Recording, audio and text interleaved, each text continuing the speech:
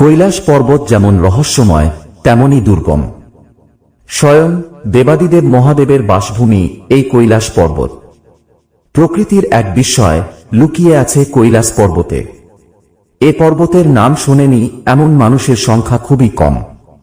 শুধু হিন্দু নয়, বৌদ্ধ ধর্মাবলম্বীদের কাছেও এই পর্বত অত্যন্ত পবিত্র। জানলে অবাক হবেন, এভারেস্টের চেয়েও কম উচ্চতা সম্পন্ন এই পর্বতে আজও কেউ উঠতে পারেনি। কেন পারেননি, এ রহস্যেরও সমাধান মেলেনি। পর্বতারোহী এই পর্বতে ওঠার চেষ্টা করলেই প্রকৃতি তার ভয়াবহ রূপ ধারণ করে। শুরু হয় ঝড়, তেড়ে আসে পাথরের টুকরো। অনেক সময় পর্বতারোহীরা পা পিছলেও পড়ে যান। এই পবিত্র পর্বত শিখরকে ঘিরে তৈরি হয়েছে বেশ কিছু রহস্য, যার উত্তর আজও মেলেনি। আজকের পর্বে সেসব অজানা রহস্যের কথা আপনাদের সামনে তুলে ধরব। আশা করি ভিডিওটি শেষ পর্যন্ত দেখবেন, আর ভালো লাগলে একটা লাইক দিয়ে চ্যানেলটিকে সাবস্ক্রাইব করে পাশে থাকবেন।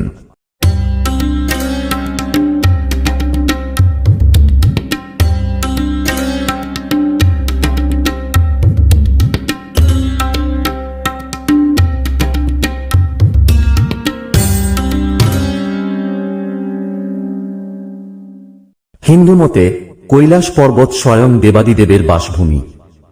মনে করা হয় এখান দিয়েই নাকি স্বর্গে আরোহণের পথ। হিন্দুদের কাছে কৈলাস পর্বতের আকর্ষণ সবচেয়ে বেশি। রহস্যে ঘেরা এই পর্বতের আকর্ষণে যুগ যুগ ধরে মানুষ কৈলাস পর্বতের পদতলে আসেন। রহস্যময় এবং অত্যন্ত দুর্গম এই পর্বত সম্পর্কে এখনো পর্যন্ত অনেক অজানা কথা আছে। তিব্বত মালভূমি থেকে 22,000 ফুট ওপরে অবস্থিত কৈলাস পর্বত। এই পর্বতের উচ্চতা 6,638 মিটার, অর্থাৎ এভারেস্টের চেয়েও 2200 মিটার কম। তবে কেন পর্বতারোহীরা এর চূড়ায় আজও উঠতে পারেননি? এমন কোন অলৌকিক শক্তি যা পর্বতারোহীদের ফিরে আসতে বাধ্য করে? তিব্বতী লোককথা অনুযায়ী মিলারেপা নামে এক বৌদ্ধ সন্ন্যাসী একবার কৈলাস পর্বতের শীর্ষের কাছাকাছি পৌঁছে গিয়েছিলেন। ফিরে এসে তিনি সবাইকে সাবধান করে দেন যে ঈশ্বরের বাসস্থানে না যাওয়াই উচিত। কৈলাস পর্বতের আকার অনেকটা পিরামিডের মতো। এই পর্বতে অনেক প্রাচীন গুম্ফা ও গুহা রয়েছে। সেখানে দেখা মেলে ধ্যানরত বৌদ্ধ ও হিন্দু সন্ন্যাসীদের। এই সন্ন্যাসীরা লোকচক্ষুর আড়ালে থেকে বছরের পর বছর ধরে তপস্যা করে চলেছেন। প্রতি বছর হাজার হাজার তীর্থযাত্রী কৈলাস ও মানস সরোবর যাত্রা করেন। তবে অত্যন্ত দুর্গম প্রাকৃতিক পরিবেশের কারণে শেষ পর্যন্ত যাত্রা সম্পূর্ণ করতে পারেন অল্প সংখ্যক কয়েকজনই।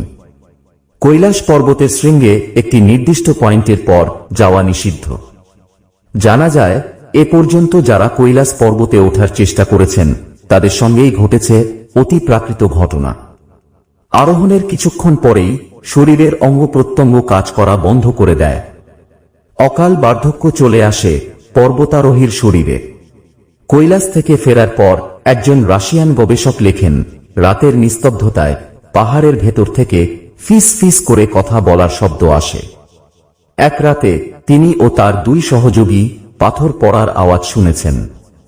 আর এ আওয়াজ কৈলাস পর্বতের পেটের ভেতর থেকে আসছিল। তারা ভেবেছিলেন পিরামিডের মধ্যে হয়তো কোনো শক্তি আছে যারা ঠিক মানুষের মতোই কথা বলে। তিনি পরিষ্কারভাবে বলেন, কৈলাস পর্বতের এলাকা পৃথিবীর বাইরের জগতের সঙ্গে জড়িত। অন্য একজন গবেষকের মতে কৈলাস পর্বতের চারদিকে একটি অলৌকিক শক্তি বয়ে চলেছে। রাতের অন্ধকারে বদলে যায় কৈলাস। হাড়হিম করা আওয়াজ ভেসে আসতে থাকে কৈলাস পর্বতের দিক থেকে। পৃথিবীর এক প্রান্তে উত্তর মেরু ও অন্য প্রান্তে দক্ষিণ মেরু। এই দুয়ের ঠিক মাঝখানে অবস্থিত হিমালয় পর্বতমালা। আর হিমালয়ের ঠিক মধ্যভাগে অবস্থিত কৈলাস পর্বত। কৈলাস পর্বতকে বলা হয়ে থাকে পৃথিবীর একেবারে কেন্দ্রস্থান। পিরামিড আকৃতির এই পর্বতের আশপাশে আর কোনো বড় পর্বত নেই। এখানকার প্রাকৃতিক বৈশিষ্ট্য কেন এরকম, সেই প্রশ্নের উত্তর বিজ্ঞানীরা দিতে পারেননি। কৈলাস পর্বতের নিচে মানস সরোবর ছাড়া রয়েছে আরও একটি অপরূপ সুন্দর হ্রদ, রাক্ষস তাল। 14,950 ফুট ওপরে অবস্থিত মানস সরোবর হল বিশ্বের উচ্চতম মিষ্টি জলের হ্রদ। উল্লেখযোগ্য বিষয় হল মানস সরোবরের জল সবসময় শান্ত, কিন্তু রাক্ষসতালের জল সবসময় অশান্ত থাকে। শিবকে প্রসন্ন করার জন্য রাক্ষস রাজ রাবণ যে প্রখর তপস্যা করেছিলেন, তার থেকেই রাক্ষস তালের উৎপত্তি বলে মনে করা হয়। সে কারণেই এই হ্রদের জল অশান্ত। রাক্ষস তালের জল নোনতা এবং এখানে জলজ উদ্ভিদ বা প্রাণী দেখা যায় না। এই হ্রদ দুটি প্রাকৃতিকভাবে সৃষ্ট, না মানুষের হাতে তৈরি, তা বলতে পারেননি বিজ্ঞানীরা। কৈলাস পর্বতকে ঘিরে এক অতি প্রাকৃত শক্তি বলয় কাজ করে বলে মনে করা হয়, যে কারণে কৈলাস পর্বতে ওঠা আজও কারোর পক্ষে সম্ভব হয়নি। এই রহস্যের কিনারা করার অনেক চেষ্টা করেছেন বিজ্ঞানীরা, কিন্তু তাঁরা সফল হননি। কৈলাস পর্বত ও মানস সরোবরে সবসময় ডমরু বাজার মতো শব্দ শোনা যায়, তার সঙ্গে সবসময় ওঙ্কার ধ্বনি শুনতে পাওয়া যায়। কেন এখানে এই শব্দ নিরন্তর ধ্বনিত হয় তা বোঝার চেষ্টা করেও সফল হতে পারেননি বিজ্ঞানীরা। তবে অনেকের দাবি, বরফ গলে পড়ার আওয়াজই এখানে এইরকম ভাবে শোনা যায়। কৈলাস পর্বতে গিয়েছেন এমন অনেকেরই বক্তব্য যে এখানে 7 রকমের আলো দেখা যায়।